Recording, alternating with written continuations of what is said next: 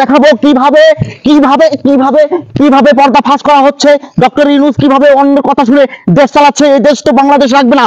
আমরা পর্দা ফাঁস করবো রিপাবলিক বাংলা।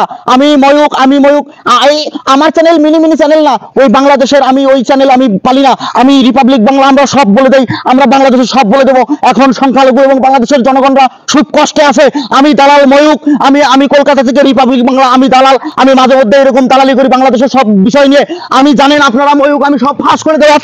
আজকে আমি সব ফাঁস করে দেবো। বাংলাদেশের যত ইতিহাস আছে ফাঁস করে দেবো। এই মুহূর্তে আমরা যেটা রিপাবলিক বাংলা জানতে পেরেছি সেটা হলো ইউনূস বিক্রি করে দিয়েছে বাংলাদেশ। এটা আমরা কোনোভাবে মানি না। আমরা রিপাবলিক বাংলা, এখান থেকে আমরা আন্দোলন করব, বাংলাদেশকে উদ্ধার করব। আমরা দালাল, আমরা সবসময় দালালি করতে পছন্দ করি।